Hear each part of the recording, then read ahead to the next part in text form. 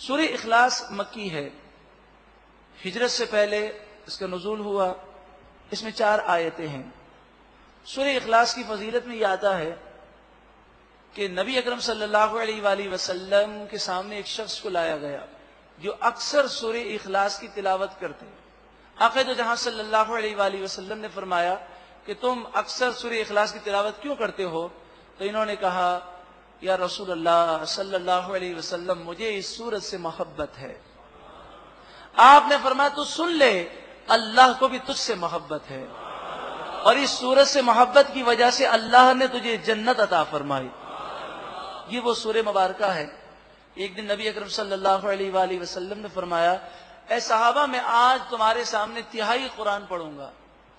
صحابہ کرام علیہم رضوان آئے، آقا تو جہاں صلی اللہ علیہ وآلہ وسلم نے سورہ اخلاص کی تلاوت کی اور آپ اندر تشریف لے گئے۔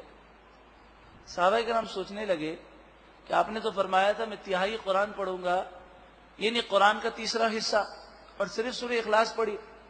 پھر آپ باہر تشریف لائے اور فرمایا یہ سورہ اخلاص تہائی قرآن کے برابر ہے، جو 3 مرتبہ پڑھے اسے اللہ تعالیٰ پورے قرآن پڑھنے کا ثواب عطا فرماتا۔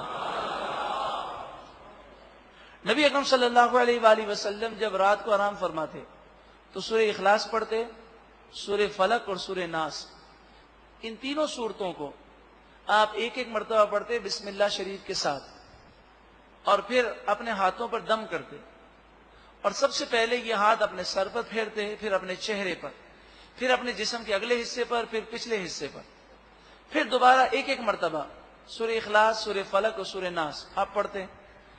اسی طرح اپنے ہاتھوں پر دم کر کے پورے جسم پر ہاتھ پھیرتے۔ یہ عمل 3 مرتبہ آپ سونے سے پہلے کرتے۔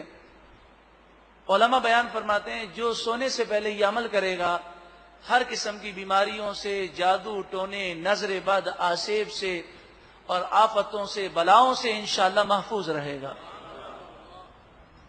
بسم اللہ الرحمن الرحیم، اللہ کے نام سے شروع جو بہت زیادہ مہربان نہایت رحم کرنے والا۔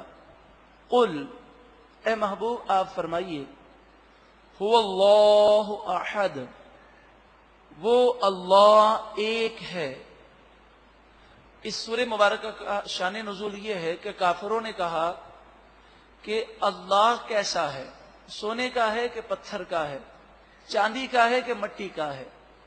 تو اس پر یہ سورہ مبارکہ نازل ہوئی کہ اس کی شان تو ہم کیا بیان کر سکیں گے، اس کو سمجھنے سے عقل قاصر ہیں۔ قل، اے محبوب آپ فرمائیے اللہ کی یہ شان ہے، هو اللہ احد، وہ ایک ہی ہے، یکتا ہے۔ اللہ الصمد، اللہ صمد ہے، بے نیاز ہے، وہ کسی کا محتاج نہیں، ساری کائنات اس کی محتاج ہے۔ لم یلد، نہ تو وہ کسی کا باپ ہے، ولم یولد، اور نہ وہ کسی کا بیٹا ہے۔ لم یلد کے لفظی معنی ہوتے ہیں نہ اس نے بچہ جنا، ولم یولد، اور نہ وہ جنا گیا، یعنی نہ وہ کسی کا باپ ہے اور نہ کسی کا بیٹا۔ ولم یکن لہ کفوا احد، اور اس کے برابر کوئی نہیں، اس کا ہمسر کوئی نہیں، اس کا مقابلہ کوئی نہیں کر سکتا۔ اے مالک و مولا، سورہ اخلاص کی ساری فضیلتیں ہمیں عطا فرما۔